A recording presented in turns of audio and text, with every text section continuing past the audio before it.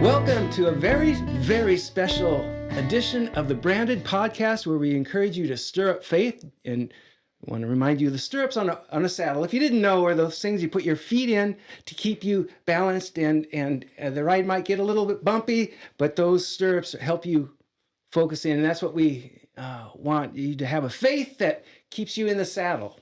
And the reason it's such a special podcast. Oh, Justin, you want to tell us why? Oh, I'm here too. Hey, it's very special because your daughter's in here with us today. Welcome. This is Erica Cook. Hi. Thanks for having me. Yeah. I'm Hi, nervous. Are you nervous? I'm nervous. Why? I don't like being in front of the camera. Oh, okay. Well, I feel shy, but I'm here because there are things to be said. Justin, that's why I'm here too. There's things to be said. Oh, we know. We know why you're here. There's things to be said. Okay. Anyway. All right. So I'm going to be very careful, and I want to, I'm probably going to be saying I'm sorry a lot during this podcast, and I'm sorry about that. But what? The puns begin already. They do. Yeah. Well, because it kind of, especially after this podcast, Eric and I, we are getting in the car with Becky and her little baby Grace, and we're going up to do my son's wedding up in Virginia. So it's a good one. We're having all kind of family fun. Grandbabies being born and kids getting married and all kind of fun stuff. Yeah. So I want to talk with you, Erica, just a little bit. Your journey is vast, broad, deep, and dramatic in a lot of areas. But of course, on this podcast, we like to find out a person's journey to the cross. I thought I knew it for you. I raised you. Mm-hmm. You were initially baptized. How old were you? Oh, man. Were you 9 or 10? Mom just sent me the picture. I don't remember. Okay. But 20... Oh, no. I don't remember. Don't remember. Anyway, you were younger, but so probably around 7 to 9, I would say. So what I want to do again is, it's exciting to me, it's exciting to your mom that you're safe and sound and here. And I don't mean that in a figurative way. You're safe, you're sound, and you're here. Tell us about what's happened. Tell us about, you have a new baby. I do. Let's start with that, with the journey with your, how many kids do you have? I have 4. Okay. 4 kids. Got a 10-year-old boy named Jaden. Okay. He's really excited. He loves YouTube. So does he? If he sees me on here, he's going to be like, Mom's on YouTube. So Jay, he's 10. And Jackson, he's 8. Zealand, she is 4. Okay. And then I have a almost 6-month-old baby Grace. Grace. Yes.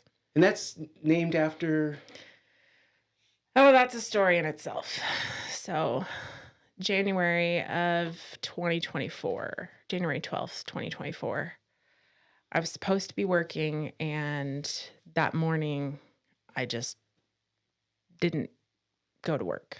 I sat myself in front of my TV, turned on worship music, and kneeled and cried and journaled. And God told me that I was going to have a girl, and I was going to call her Grace. And you didn't know you were pregnant at the time. Is that right? No, I wasn't. I actually didn't want any more kids. I was going to say, was this a planned thing, or was this just the way it happens, you know? No, and actually in my notes, I was begging, no, please, no. I had a full life. I had a business. I could barely keep up with what I already had. The thought of having another kid was like, no, please, no. And in my notes, it literally says, please, Lord, no. And this is happening while you're journaling in front of the TV, the praise music on? And God was like, I'll go ahead of you. And you see my tears on my notes that smeared the ink. And I was journaling this whole thing, the interaction from myself and from God. And when it's God, when it's opposite almost of what you're kind of, You're it's bumping not heads a your little bit. idea. Right. I've been there. Yeah. So Actually, he's here because it wasn't my idea, right? It wasn't my idea. Go ahead. So that was a really memorable day, January 12th, 2024. It was the beginning of the year. And I didn't want any more kids. My life was already full. I thought I was done. Anyway, God basically gave me a heads up beforehand that year I was going to need a lot of grace. Yeah. So he was preparing you. Yeah, Because he knew where your mind was at with it, Yeah. I had no idea the venture I was about to embark on. And we did a lot of praying. It was an adventure, the birth of Grace, right? Yeah, That's that's right. Because I shared the testimony here at the church, what was going on a little bit. So yes. So continue. Well, when did you find out you were pregnant? I found out I was pregnant. Let's see, maybe July of that year. And you're like, really, Lord? Really? Yeah. Well, there's a lot more backstory to it, actually, of why I needed the grace. There was an iniquity that needed to be dealt with. In your life? Yeah. Okay. A deep down strand of sin that was overtaking me. That God needed to handle, or else I would have ended up in hell and staying there forever and all eternity. And I say that kind of giggling because my God is so big that even in the depths, he reaches in and grabs you out, because he goes for the lost one. Even he'll leave every one to go grab you out of the depths. So that was the grace encounter. I knew that God had my hand before I even started that journey. And I went through what was the hardest time on my relationship for me personally, and my growth in trusting God alone. Because we try and put other things on our trust, right? We try and grab onto earthly things or anything, but God wants to be the main thing that we grab onto. And he demands it. He wants all of our attention. He wants our heart. He wants our love. And he gave me the opportunity to trust him in my whole entirety through this process. So your husband, Andrew, my son-in-law, you told him about this journal. What was his reaction? Did you say? Let's see, what was his reaction? He definitely didn't want a baby. At first, he's kind of like, well, that's weird. And I'm like, over here, like, God, talk to me. And it was kind of like completely out of nowhere. And it's not in my character. I'm very much an entrepreneur. I like things in order. I'm kind of a germaphobe a little bit. So like babies are like, they're sticky and they make messes. Yes. Sticky among many other things. Sticky, stinky. Yeah.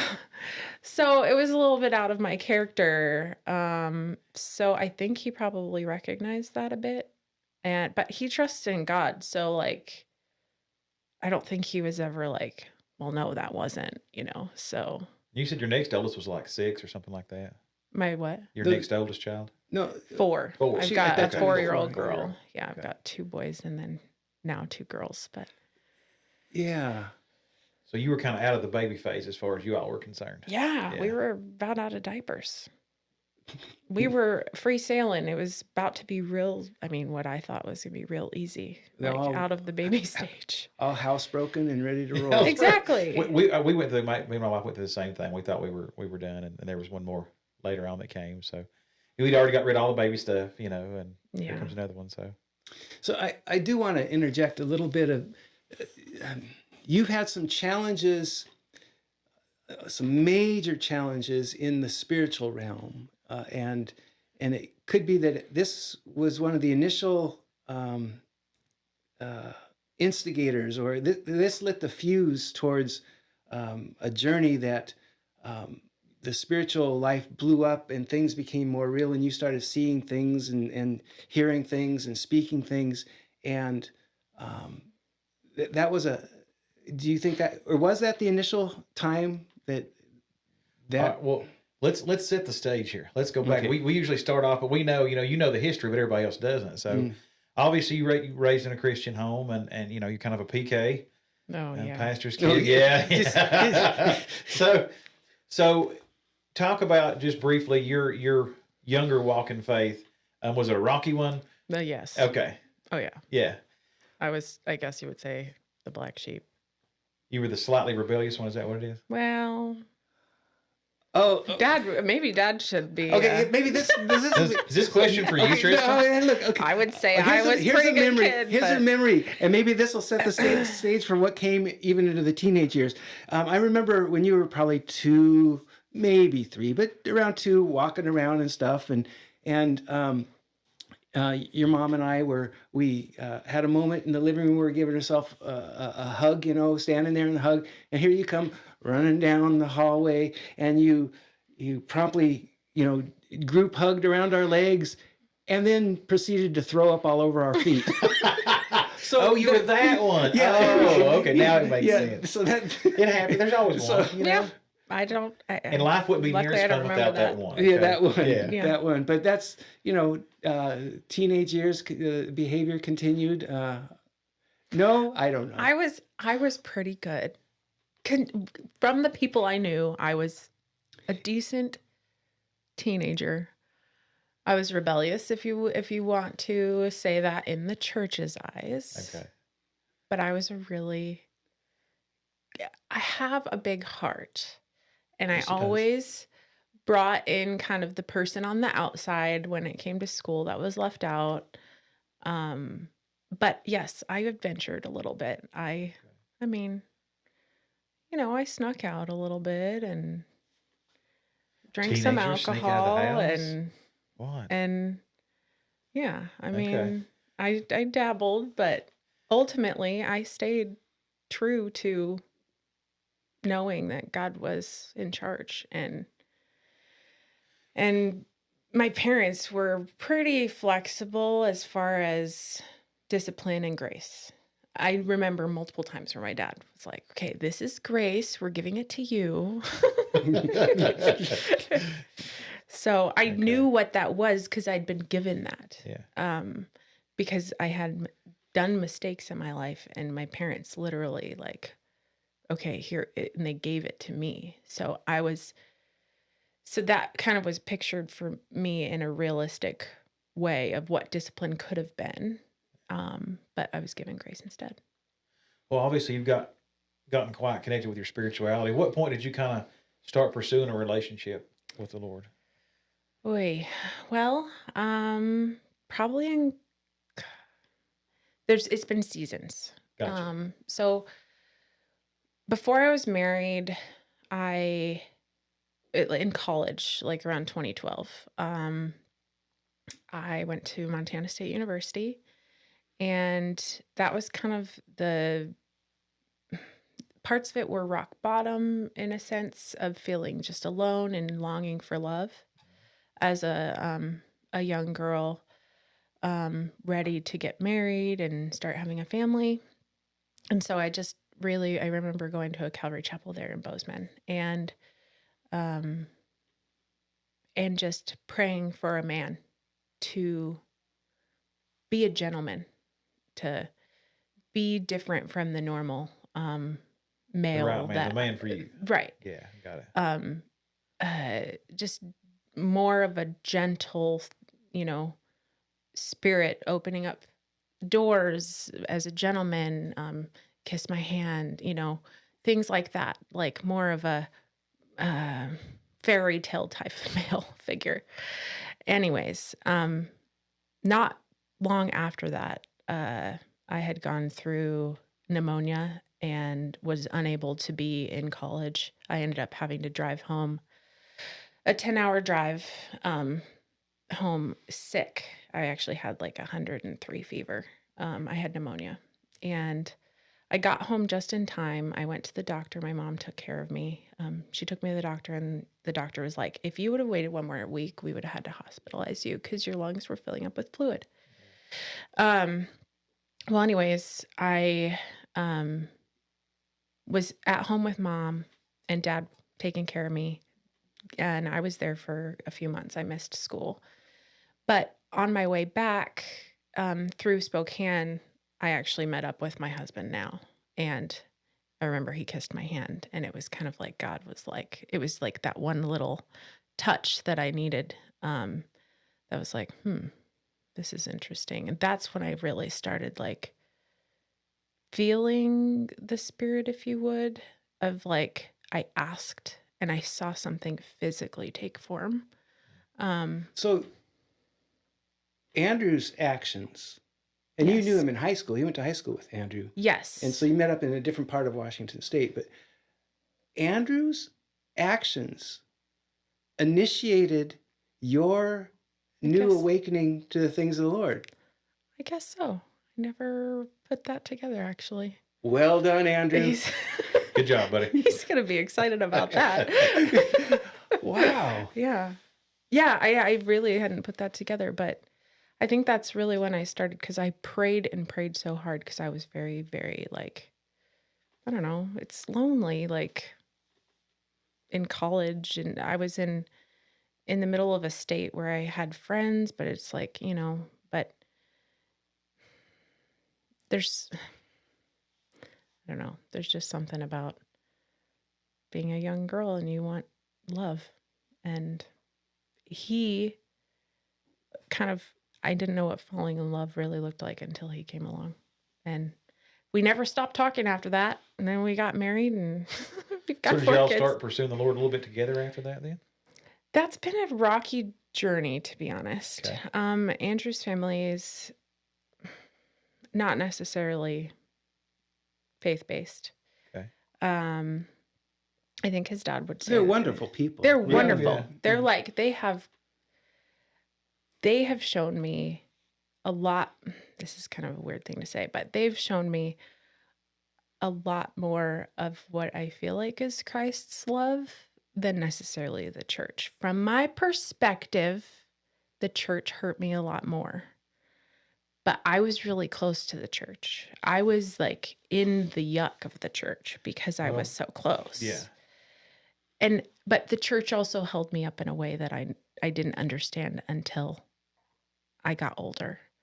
But I was as a PK, or pastor's kid, I was just so close to it, and I didn't understand There's it. a whole different spotlight when you're... Yeah. So from my perspective at that point, they were the epitome of what love looked like, because they didn't judge me for all of these things that I hadn't worked through with God yet.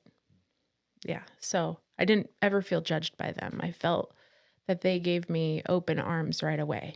And it was kind of an interesting feeling because I'd never felt not judged before. Because being in a church, or being a pastor's kid, you're in a spotlight. Mm-hmm.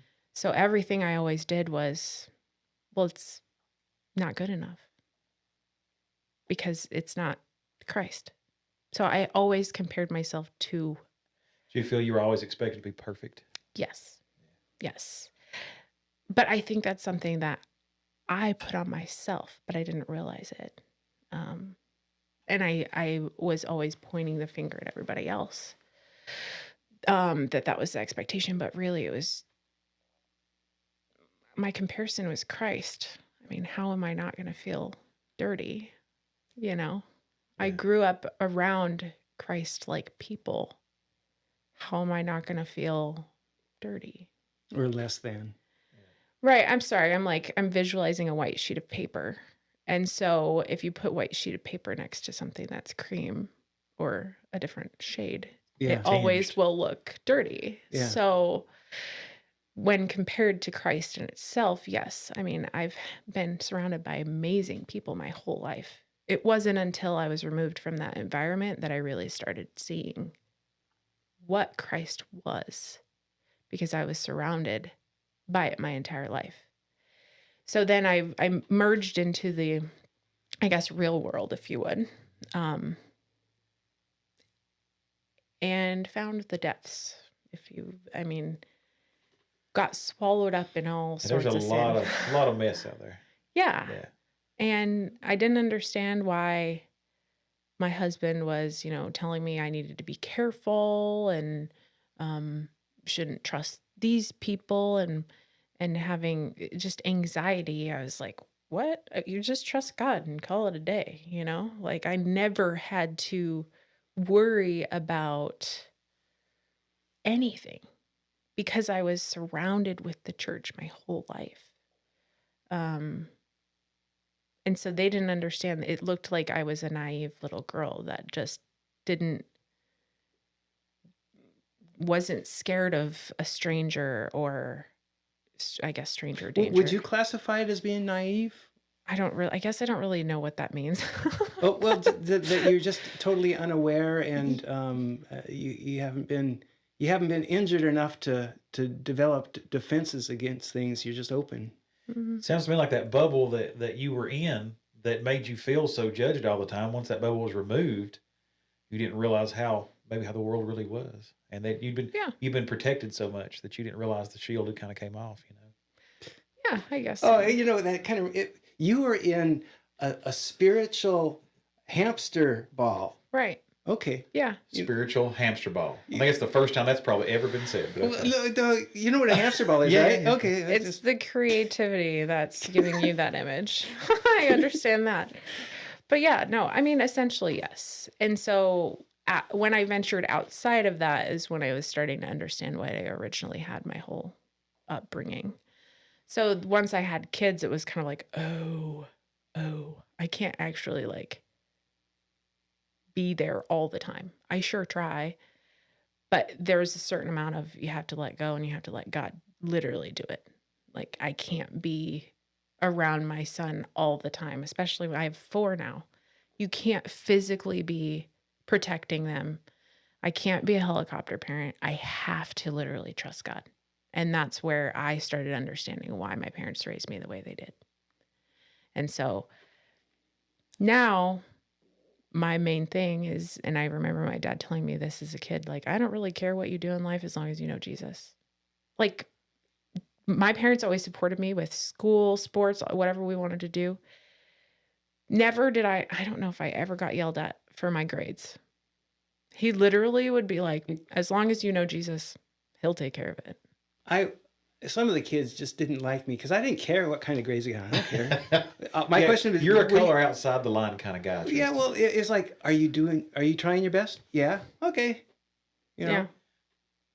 And I respect that a lot now because I've brought that into my parenting too. Because there's so many people that are so focused on these grades, but I sucked in school. I hated school. But it was because it wasn't my calling. Now I'm extremely intelligent and I know it now, but in school I thought I was stupid. But I was being compared to things that weren't my strengths from God. Now I have an artistic value that he's kind of shown me my niche. And so I'm able to be smart in my area that I was supposed to be smart in.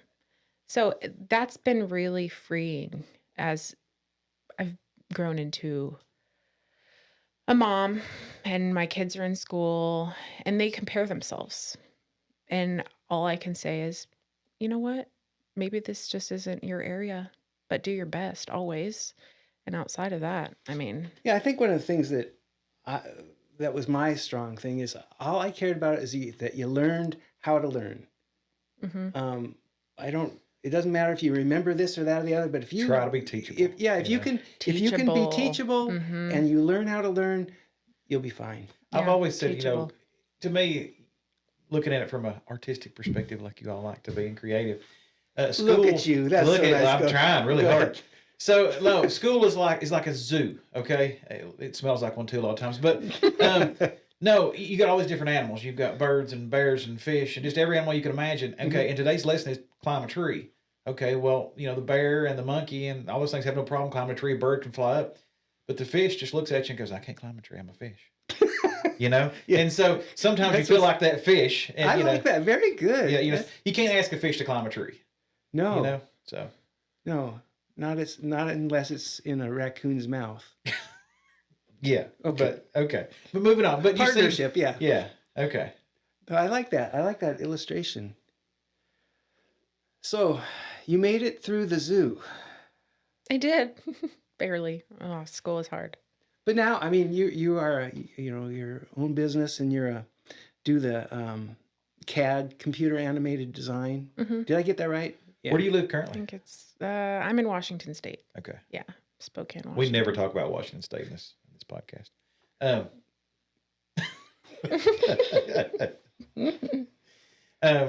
Kids in public school or homeschool or public school? Public school. I tried the homeschool. I really felt like that was something I needed to try. And public school. I grew up in public school, but my mom did homeschool me for a little bit. All the kids were homeschooled till they were 6, and then they went to public school. Yes, what he said. What I said. And so I thought there for a while I really needed to homeschool. And I tried it, and I had ambitions up to here. And I could not hit all of my goals perfectly. And so I realized that I have a calling in life, and the people that teach also have a calling in life. And it was one of those, let go, let God take care of them. And understanding that these men and women in these schools are equipped for these children, and they have the time and the energy set aside for them, and God will protect my kids. That it's not something that I necessarily have capacity for, because I am called elsewhere. I am a wonderful mother, but I am not a homeschool mom. Homeschool's not for everybody. Mm-mm. Yeah, I mean, even your mom, it's like she would confess that's not her thing either. If there's going to be any intense homeschooling, that's why by the time age 6 rolled around, you're off to school. Well, I wanted to be, and I had ideas. I had a lot of ideas of how I was going to do it, but it was the implementation. You have to be so time driven. You have to have so much patience. I have so much more respect for teachers now. After trying it for 1 year, mad respect for them. There's a certain type of person that is equipped for children. Yeah. Yeah. And to lead children, because it's hard. So bring us up to more currently, Grace was born, when Grace was born, that was 6 months ago. Yes. Okay. You found out the previous January that the Lord had told you were going to have a baby and you're going to name her Grace. And then in July, you found out that you were indeed pregnant, and then you had Grace, but that wasn't a normal situation, was it? No, I actually, so to get in the depths here a little bit, I'd been shown, so in January of 2024, I was shown that I was going to have a baby, and that was a lot to digest in itself. And then a short time after, God showed me what my iniquity was that I needed to work through. And by the grace of God, by the grace of God, I was forgiven from my sin. And had to work through basically hell and back from this specific thing, and I had to forgive myself. I had to forgive myself and let God take it and turn it into something beautiful. But that's a hard thing to do when you start hating yourself, when you almost wish death on yourself because of how much you've hurt people in your life.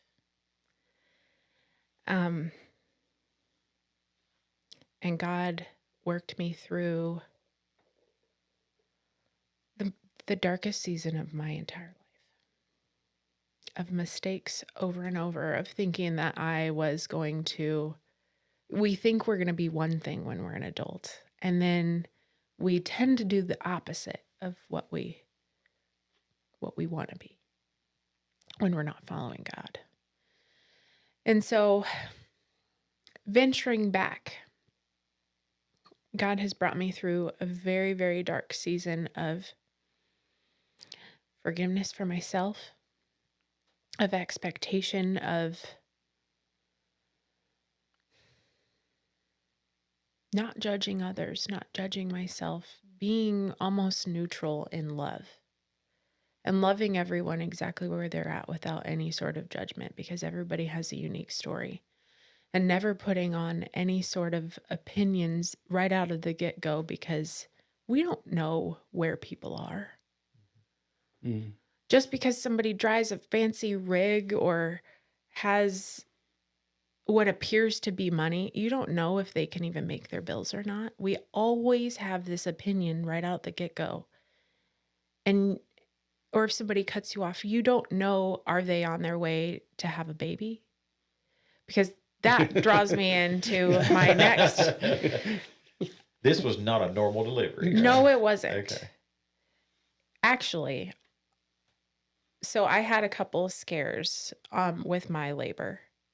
And so when I was actually in labor, I didn't admit it. So you had these preemptive things, and you thought you were in labor, and it was a false alarm, so you didn't want to. Braxton Hicks. Yeah. Well, yeah. It was something along those lines, but it was even where I think you were afraid that you were calling wolf too many times. Yes, exactly. I didn't. Well, Andrew's family is like, they'll like drop everything and like. They drove the hour to like be there, but then I wasn't actually in labor. Like they had to come get the kids and move, the dogs and this and that. So it was a big deal. And it had already happened like a couple of days previous. Oh, this isn't really labor. I don't see a leg yet or a head yet. So we're not there. So, but I didn't know when I was actually in labor. And so I was actually almost a week and a half past due.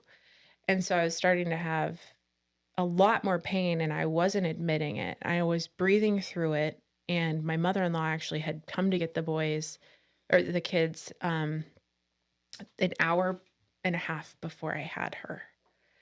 And I was still at home, and we were talking to the surgeon because basically she was breech. I found out that day. That's why I had the false labor before. So I went, and I actually was like 4.5 hours pushing, and nothing was happening because she was upside down. And it's really actually hard to have a baby that way. They say it's less than 3% chance you're actually going to break the water. Yeah. So anyways, I was frustrated. So I had gone to get an ultrasound that morning. They confirmed she was breech. And so I was having these contractions, and I'm like, well, it's less than 3% chance that I'm going to break my water. I'll just wait till tomorrow when they're going to turn her around. And then I'm going to end up having to have an emergency C-section, which that was not the plan. I was going to have a water birth, unmedicated, and it was going to be perfect. That was very holistic. Yes, very holistic, which was new. I've always had epidural. I don't want to feel any pain. This was like a new thing for me. Well, it didn't go down that way. So my mother-in-law comes pick up the kids. The surgeon calls while she's there, and I'm like thinking I might be in labor, but I'm not saying anything. And we're on the phone, and I'm just trying to like breathe through them and not give it away that I'm actually in labor. And then my mother-in-law leaves, and then the surgeon's like, well, yeah, if you're having pain, you probably should come in. And so as soon as she left, I'm like, we should go. And I'm trying not to like give Andrew any sort of like, call the troops, because they drop everything. They're so on top of it, but I didn't want to rally the troops because I didn't want to do it again. Anyway, so we're on our way to the hospital, and there's somebody, I'm breathing through them, and there's somebody on our tail, and Andrew pulls over and he's like, well, they're in more of a hurry than we are. And I'm thinking, I don't know.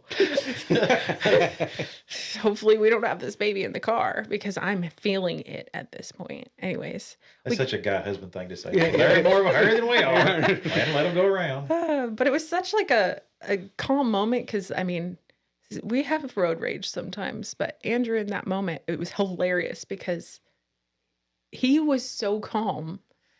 He definitely was not sensing me at all, because I was so not calm internally.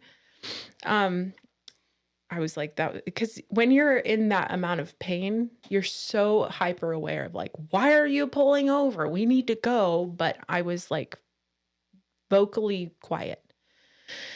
Anyway, we get to the hospital. He drops me off. I'm at the check-in. And the lady's going through the normal checklist, like, oh, this is another false alarm. What's your insurance? And I'm like, ma'am, I'm in active labor. And I'm very quiet. I'm very kind. And I'm just sitting there, and she's just not taking me seriously. I'm like, ma'am, no, I'm in active labor. And she's trying to ask me all these questions that require thought. And I'm like, okay, hold on. One is coming. And I go like this, and I put my head down. And I have a contraction and my water breaks. Oh, way to make your point. And, and I was like, I told you I was in active labor. Can we go now? Like, let's go. Can I get in the room now? Yeah. So they wheel me back. All of a sudden, now there's a bunch of people, because they realize Andrew's out parking the truck. He has no idea. He parks the truck. He comes back in, and I am already... they literally throw they know I'm breech because I told them. And so now all of a sudden I am getting prepped for the OR. Oh yeah, I started to say. So as soon as Andrew walks in, the nurses are like, come on, let's go. Like, it's chaos, absolute chaos. There's like 12 people. Everybody's putting on the masks.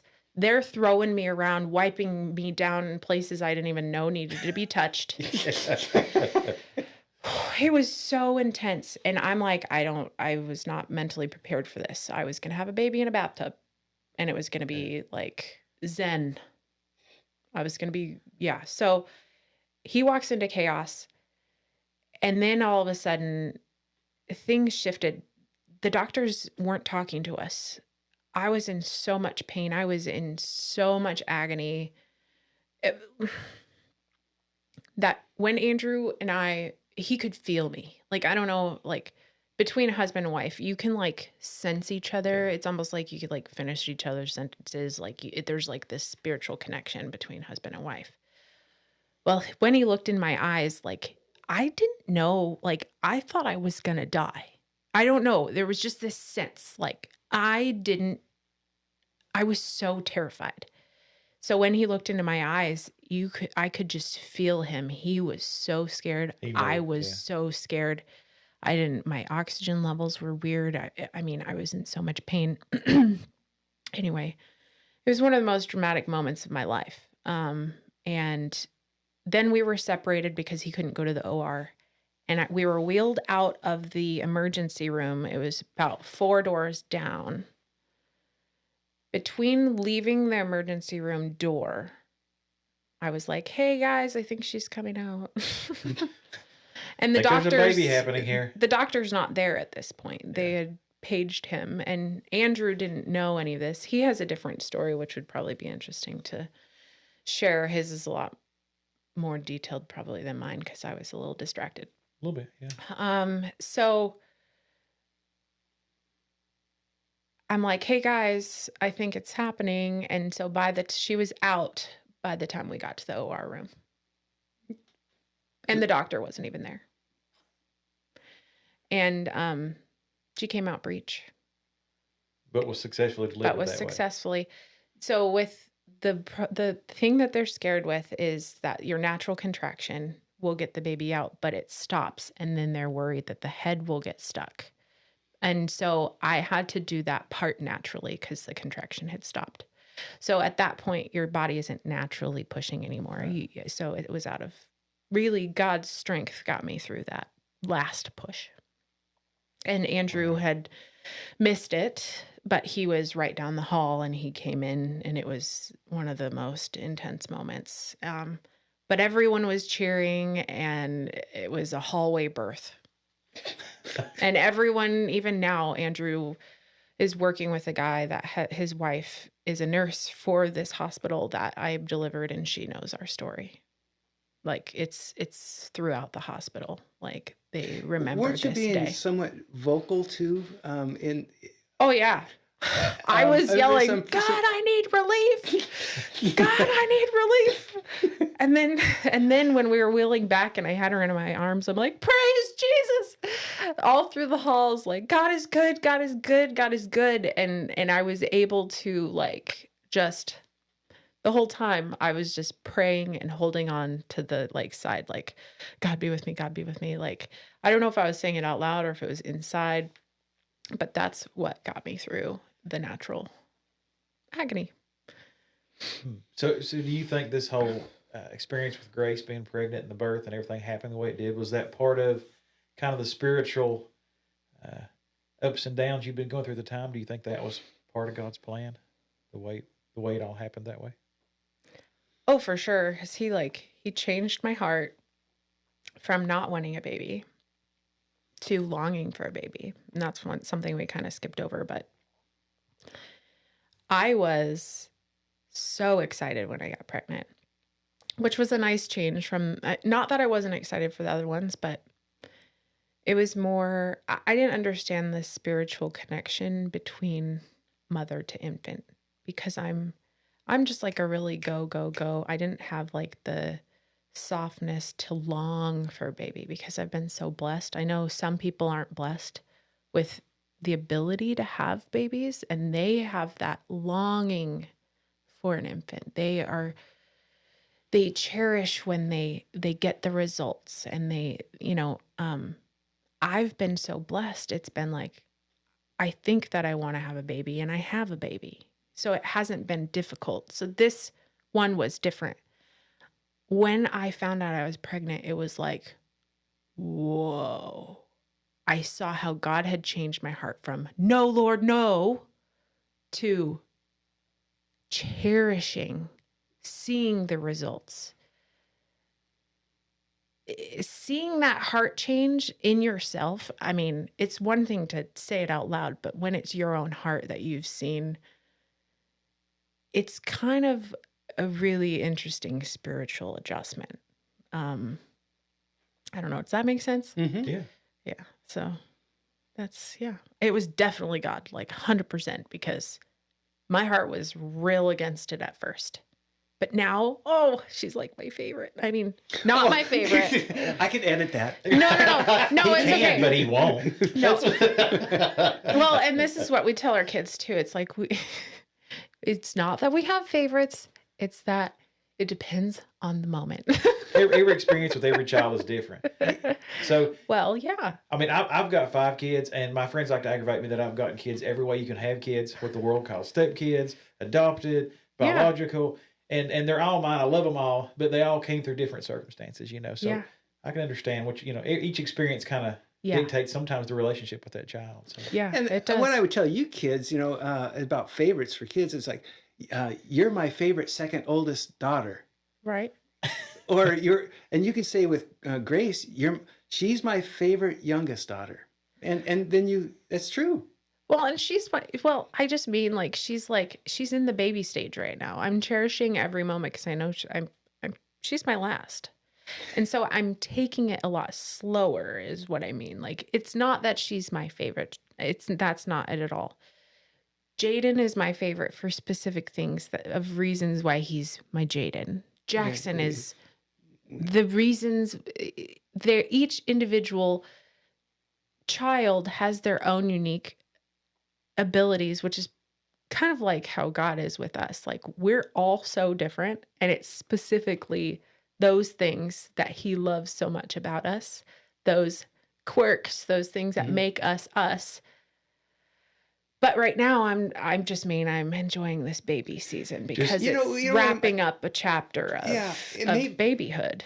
Well, maybe that's it. Yeah. This is your favorite infant time with a baby not because the baby is more special than other. It's because your capacity, your framework has changed. And so you get to enjoy it at a whole different level than you did the others. Yeah. Well, it's a spiritual level with her that I didn't understand was there before. And I will caution you. Just be careful. Word that very carefully. Unless God has other plans, you're done having kids. And that's why I hesitated. Kids at 3. Yeah. I'm talking tubes tied. I'm talking, and there's 2 more. I know. I was done at 2, technically 2. So be careful. Yeah. I know. I was done at 2, and then I was done at 3, and then. Now you're done at 4. So. There's a pamphlet I can send you. It's not the water? Wait. Oh, okay. Yeah. All right. Yeah. So that happened, the birth, new baby, and then it wasn't but a month or 2 after that your next youngest child had a episode. Zealand, she I woke up that morning and this is also part of God speaking to you again. So yes. There's an ultra sensitivity that I'm starting to clue into. And I don't understand it in the slightest, but I'm trying to be obedient when I feel it or hear it. This one morning I woke up and it was like I had this really weird word and it scared me a lot. It was blood poisoning. And I woke up from basically like a dead sleep, which is weird for me because it takes me a while to wake up. And woke up and was like, well, that was weird. Went and proceeded about my day. Well, Z had kind of shown signs of like being a little bit sick, and it had been a while. And so I was like, that's weird. So I ended up kind of, I'm going to take her to urgent care that day. And money was so tight, and we don't have health insurance. It was like, I'm going to take her. I don't know why, but we need to. And so I just went with my gut. Let Andrew know. We divided and conquered that day. He was doing other stuff, and took her to the urgent care. They couldn't do anything. So they sent us to emergency room. So we went and got an ultrasound. By the time we got to the emergency room, my daughter's neck was swollen, like huge abscess all the way down to her chin. And it was really bizarre because I hadn't seen anything that morning. Quick. It happened really quick. Yeah. So it turns out she actually had strep. And she wasn't really showing much signs of it. And then that morning, for some reason, I was just ultra aware of it, and I decided to go in. And by the time we got to the emergency room, they saw the big abscess and how much it had grown. They actually air flighted her from Spokane Hospital, this was Moses Lake Hospital to Seattle Children's in the matter of like an hour. So little Miss Z and I got on a airplane in the middle of the night. Took an expensive helicopter tour. Yes, private jet, which was interesting. And Andrew followed in the car. And we went over to Seattle Children's, and she ended up spending a week there. And we caught it. they were able to contain what would have been blood poisoning. Yeah, if it had burst, that would have been a real bad thing. Yeah. So, so that mama's gut, I mean, the intuition, it is God really, I'm so thankful for that day. Like it just showed me, like, if we're not listening, things can be really different. So yeah, that happened. It rocked my world. Well, Grandpa over here may tell you that he was confident the whole time that everything was going to go. We prayed a lot. There was a lot of prayer. That's he wonderful. He was a little worried. I saw some concern. Yeah. The other thing too is this is unbeknownst to you.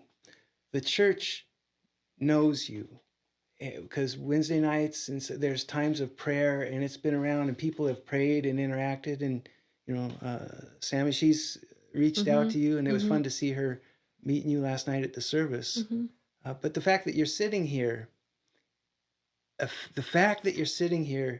is an incredible answer to prayer as to how God orchestrates things. Yes, he does. So, yeah, it's like what I call sitting in fulfilled vision of what God can do. And he does. He does. It's been interesting to watch him work this last year. Yeah. I've seen it so clearly that it takes my breath away. Well, we're at about the end of the podcast. So I thought it'd be good to, check in with Justin. Is there anything else that any questions you want to ask? Not off the top of my head, I don't think. Okay, so nothing about me. That's good. I don't even want to know. You don't want to know. How about you, Erica? If you were to speak directly to people who might be watching this, what thing has the Lord laid on your heart? What specific word do you have? Just love your brother and your sister. Because through that time of the depths, the darkness that I've endured, there were people that saw me, that thought about me and prayed for me and sent me messages or sent me gifts when I hadn't talked to them in years.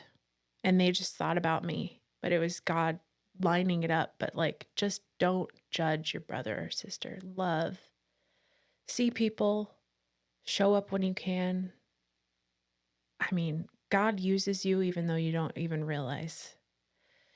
And it's just a pleasure to be a receiver of God's gifts.